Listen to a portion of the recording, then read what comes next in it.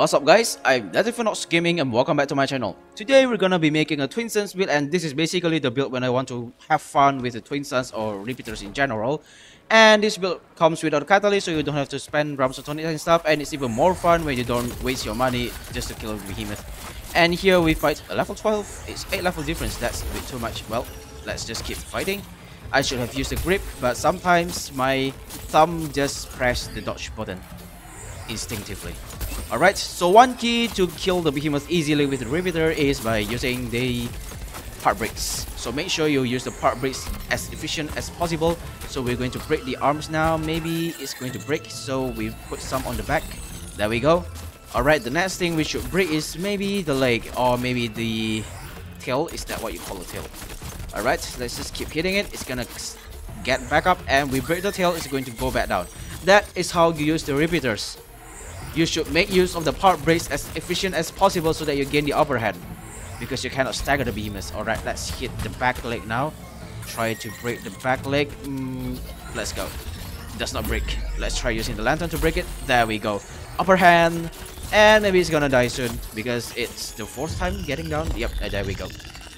8 level difference, and it still works very well. And as you can see, this build is really fun. No catalyst.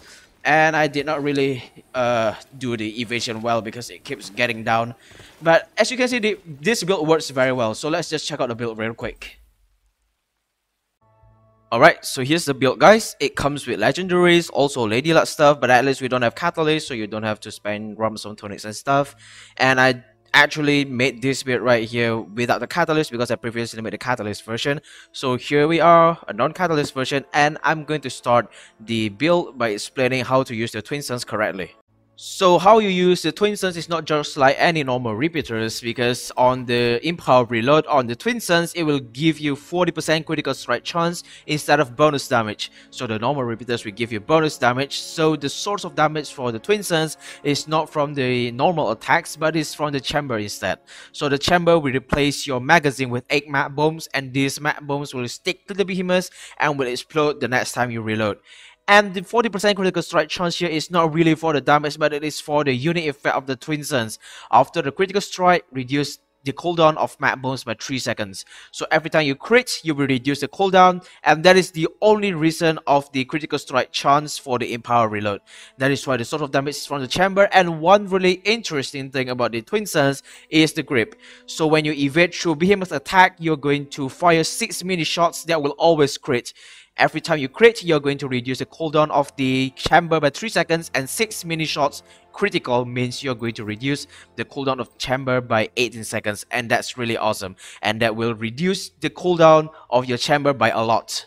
Extraction Catalyst right here will reduce the cooldown of your chamber and your grip by 2 seconds when you evade through attacks.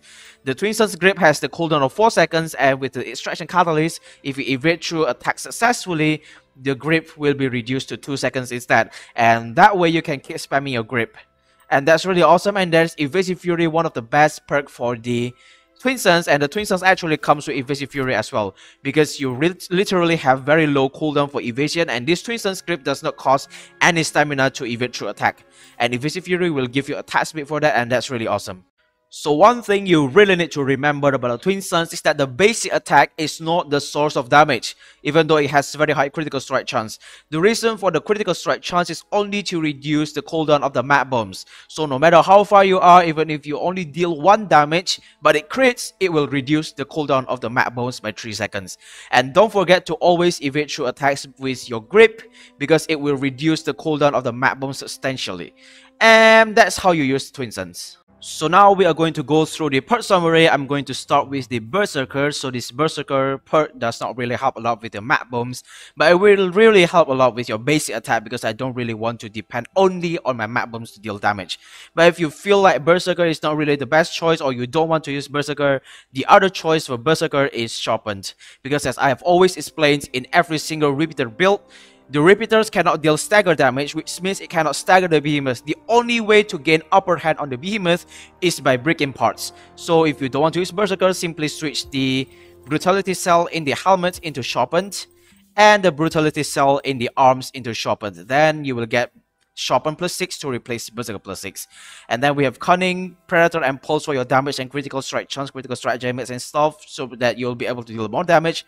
And here's A3 Evasion so that you can spam your Lantern. Although if you don't feel like A3 Evasion is the best choice for this repeater, that's fine. You can always switch the A3 Evasion in the weapon into Molten instead, or anything else you want.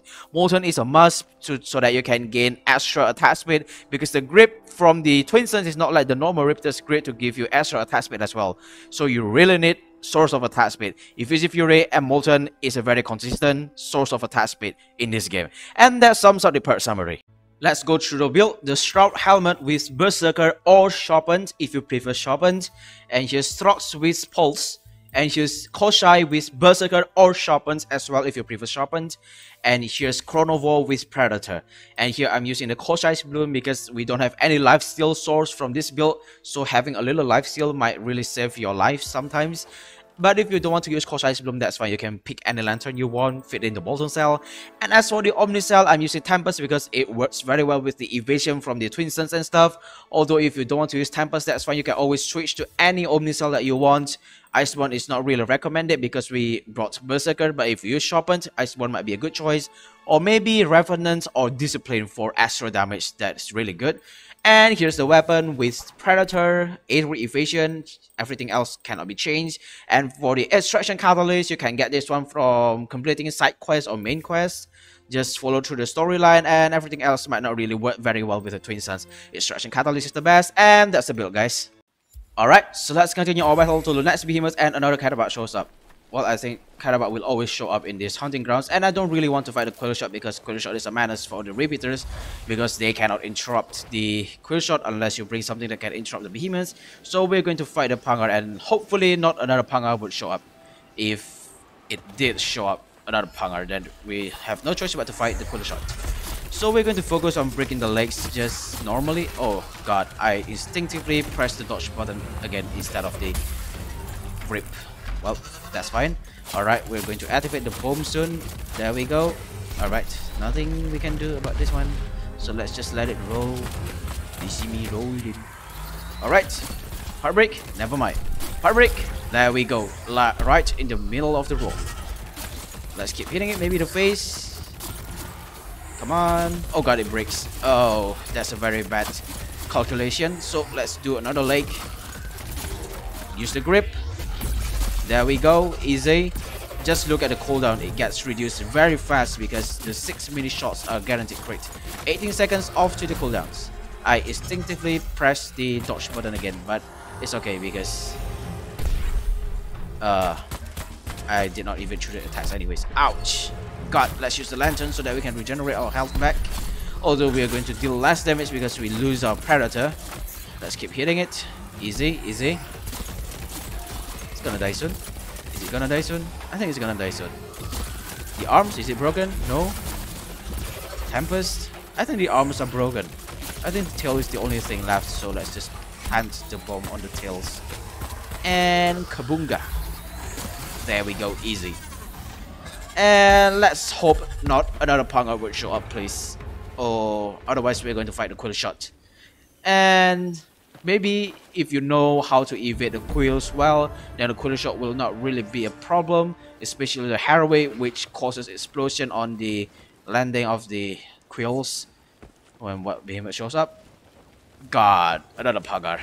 Well, no other choice. Let's fight the Quill Shot. And thankfully this one is not a heroic Quill Shot, so the quills will not explode on contact. So it's gonna be somehow easy, as long as you know how to evade through the quills. Alright, let's keep hitting it.